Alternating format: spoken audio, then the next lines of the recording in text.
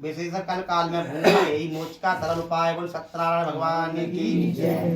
गोविंद जय जय गोपाल जय जय गोविंद जय जय गोपाल जय जय गोविंद जय जय गोपाल जय जय गोविंद जय जय गोपाल जय जय राधा रमण हरि गोविंद जय हरि गोविंद जय जय राधा रमण हरि गोविंद जय जय राधा रमण हरि गोविंद जय जय गोविंद जय जय गोपाल जय जय गोविंद जय जय गोपाल जय जय। बोले गोविंद भगवान की जय, सत्यनारायण भगवान की जय। हे ऋषियों, जिसने पहले समय में इस व्रत को किया है उसका इतिहास कहता हूँ, ध्यान से सुनो।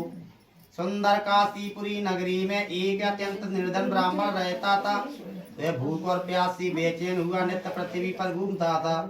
ब्राह्मणों से प्रेम करने वाले भगवान ने ब्राह्मण को दुखी देखकर बूढ़े ब्राह्मण का रूप धरकर उसके पास आदर के साथ पूछा, हे विप्र, नित्य दुखी हुआ पृथ्वी पर क्यों घूमता है? हे श्रेष्ठ ब्राह्मण, ये सब मुझसे कहो, मैं सुनना चाहता हूँ। ब्राह्मण बोला, मैं निर्धन ब्राह्मण हूँ, भिक्षा के लिए पृथ्वी पर फिरता हूँ। हे भगवान, यदि आप इसका उपाय जानते हो तो कृपा कर कहो।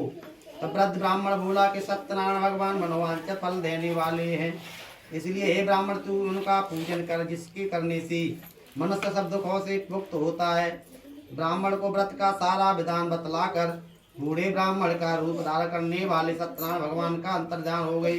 जिस व्रत को व्रत ब्राह्मण ने बतलाया है मैं उसको करूंगा, यह निश्चय करने पर उसे रात में नींद भी नहीं आई। वह सवेरे उठ सत्यनारायण के व्रत का निश्चय कर भिक्षा के लिए चला। उस दिन उसको भिक्षा में बहुत धन मिला, जिससे बंधु बांधवों साथ उसने सत्यनारायण का व्रत किया। इसके करने से वह ब्राह्मण सब दुखों से छूटकर अनेक प्रकार की संपत्तियों से युक्त हुआ। उस समय से वह ब्राह्मण हर माह व्रत करने लगा। इस तरह सत्यनारायण भगवान के व्रत को जो करेगा वही सब पापों से छूटकर मोक्ष को प्राप्त होगा। आगे जो भी पृथ्वी पर सत्यनारायण व्रत करेगा वह मनुष्य सब दुखों से छूट जाएगा। इस तरह नारद जी ने नारायण का कहा हुआ ये व्रत मैंने तुमसे कहा, हे विप्रो, मैं अब और क्या कहूँ? तो ऋषि बोले, हे मुनीश्वर, संसार में इस ब्राह्मण से सुनकर किस किस ने इस व्रत को किया, हम वह सब सुनना चाहते हैं, इसके लिए हमारे मन में श्रद्धा है। तो सूती बोले, हे ऋषियों, जिसने इस व्रत को किया है वह सब सुनो। एक समय ब्राह्मण धन और ऐश्वर्य के अनुसार बंधु बांधवों के साथ व्रत करने को तैयार हुआ। उसी समय एक लकड़ी बेचने वाला बूढ़ा आदमी आया और बाहर लकड़ियों को रखकर ब्राह्मण के मकान में गया। प्यास से दुखी लकड़हारा उनको व्रत करते देखकर ब्राह्मण को नमस्कार कहने लगा, आप क्या कर रहे हैं और इसके करने से क्या फल मिलता है? कृपा करके मुझसे कहो। ब्राह्मण ने, सब मनोकामनाओं को पूरा करने वाला ये सत्यनारायण भगवान का व्रत है, इसकी कृपा से मेरे यहाँ धन धान्य आदि की वृद्धि हुई है। ब्राह्मण से इस व्रत के बारे में जानकर लकड़हारा बहुत प्रसन्न हुआ। चरणामृत ले और प्रसाद खाने के बाद अपने घर को गया। लकड़हारे ने अपने मन में इस प्रकार का संकल्प किया कि आज ग्राम में जो लकड़ी बेचने से धन मिलेगा उससे मैं सत्यनारायण भगवान की पूजा की सामग्री खरीदूंगा और इस व्रत को करूंगा। यह मन में विचार कर वह बूढ़ा आदमी लकड़ियों को सिर पर रखकर जिस नगर में धनवान लोग रहते थे वह ऐसे सुंदर नगर में गया। उस रोज वहां पर उसे उन लकड़ियों का दाम पहले से चौगुना मिला। तब वह बूढ़ा लकड़हारा दाम ले और अप्रसन्न होकर पके केले, फली, शक्कर, घी, दूध, दही और गेहूं का चूर्ण इत्यादि सत्यनारायण भगवान के व्रत की कुल सामग्रियों को लेकर अपने घर गया। फिर उसने अपने भाइयों को बुलाकर विधि के साथ भगवान जी का पूजन और व्रत किया। और व्रत के प्रभाव से बूढ़ा लकड़हारा धन पुत्र आदि से युक्त हुआ और संसार के समस्त सुख भोग कर बैकुंठ को चला गया। और सत्यनारायण भगवान की जय। श्री राम जय राम जय जय राम, श्री राम जय राम जय जय राम। कौशल्या के प्यारे राम, कौशल्या के प्यारे राम, दशरथ राज दुलारे राम, दशरथ राज दुलारे राम। श्री राम जय जय राम। राम जय राम। और सत्यनारायण भगवान की सूत जी बोले, हे श्रेष्ठ मुनियो, अब आगे की कथा कहता हूँ सुनो। पहले समय में उल्लाकमु नाम का एक विद्वान राजा था। वह सत्यवक्ता और जितेंद्रिय था। प्रतिदिन देव स्थानों पर जाता था तथा गरीबों को धन देकर उनके कष्ट दूर करता था। उसकी पत्नी कमल के समान मुख वाली और सती साध्वी थी। भद्रशिला नदी के तट पर उन दोनों ने श्री सत्यनारायण का व्रत किया। उस समय वहाँ एक साधु वैश्य आया। उसके पास व्यापार के लिए बहुत सा धन था। वह नाव किनारे लगाकर ठहरा कर राजा के पास गया और राजा को व्रत करते हुए देखकर विनय के साथ पूछने लगा, हे राजन, भक्ति युक्त चित्त से यह आप क्या कर रहे हैं? मेरी सुनने की इच्छा है, सो आप यह मुझे बताइए। तो राजा बोला, हे साधु, अपने बंधुओं के साथ पुत्र आदि की प्राप्ति के लिए महाशक्तिवान सत्यनारायण भगवान का व्रत पूजन किया जा रहा है।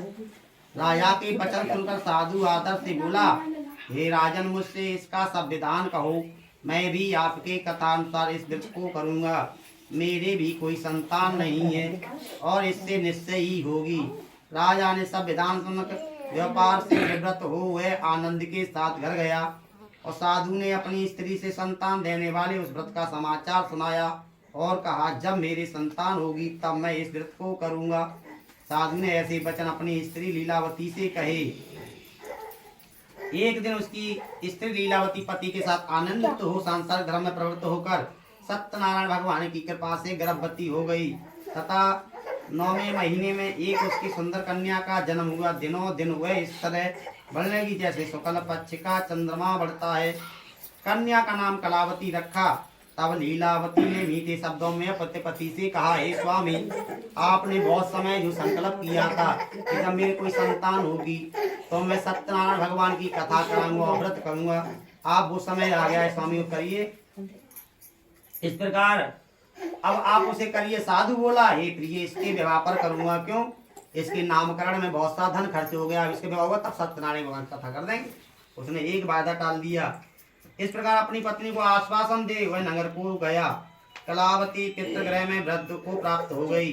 साधु ने जब नगर में सखियों के साथ अपनी पुत्री को देखा तो तुरंत दूत बुलाकर कहा कि पुत्री के वास्ते कोई सुयोग वर देखकर लाओ।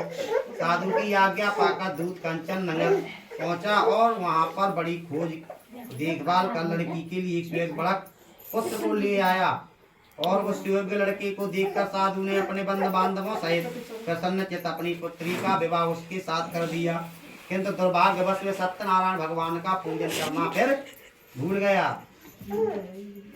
विवाह के समय भी उस व्रत करना भूल गया। तब श्री भगवान क्रोधित हो गए और श्राप दिया कि तुम्हें दारुण दुख प्राप्त हो। अपने कार में कुशल साधु बनिया जमाता सहित समुद्र के समीप स्थित रतनपुर नगर में गया और वहां दोनों ससुर जमाई चंद्रकेतु राजा के उस नगर में व्यापार करने लगी। एक रोज भगवान सत्यनारायण की माया से प्रेरित कोई चोर राजा का धन चुरा कर भागा जा रहा था।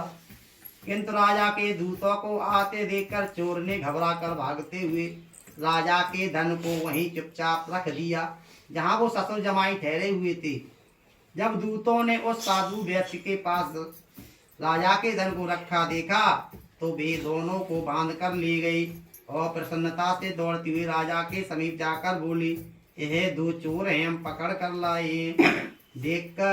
देखकर आज्ञा दें। तब राजा की आज्ञा से उनको कठोर कारावास में डाल दिया और उनका सब धन छीन लिया। सत्यनारायण भगवान के श्राप द्वारा उनकी पत्नी भी घर पर बहुत दुखी हुई और घर पर जो धन रखा था चोर चुरा कर ले गई। शारीरिक व मानसिक पीड़ा तथा भूख प्यास से अति दुखित हो अन्न की चिंता में कलावती एक ब्राह्मण के घर गई। वहां उसने सत्यनारायण भगवान का व्रत होते देखा। फिर कथा सुनी तथा प्रसाद ग्रहण कर रात को घर आई। माता ने कलावती से कहा, हे पुत्री, अब तक कहाँ रही, तेरे मन में क्या है? तो कलावती बोली, हे माता, मैंने एक ब्राह्मण के घर से सत्यनारायण भगवान का व्रत देखा है।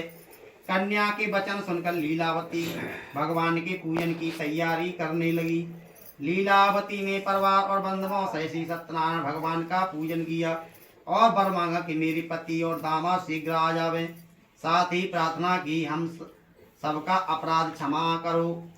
सत्यनारायण भगवान इस व्रत को संतुष्ट हो गए और राजा चंद्रकेतु को स्वप्न में दर्शन देकर कहा, हे राजन, दोनों वैश्यों को प्रातः ही छोड़ दो और उनका सब धन जो तुमने ग्रहण किया है दे दो, नहीं तो मैं तेरा धन, राज, पुत्र आदि सब नष्ट कर दूंगा। तो राजा से ऐसे वचन कहकर भगवान अंतर्ध्यान हो गए। प्रातः काल राजा चंद्रकेतु ने सभा में अपना सपन सुनाया। फिर दोनों बड़क पुत्रों को कैद से मुक्त कर सभा में बुलाया। दोनों ने आते ही राजा को नमस्कार किया। राजा मीठे वचनों से बोला, हे महानुभावो, भाभी बस ऐसा कठिन दुख प्राप्त हुआ है, अब तुम्हें कोई भय नहीं है। ऐसा कहकर राजा ने उनके नए नए वस्त्र आभूषण पहनाए तथा उनका जितना धन लिया था उनसे दूना धन देकर आदर सहित विदा किया। दोनों वैश्य अपने घर को चल दिए। और सत्यनारायण भगवान की जय।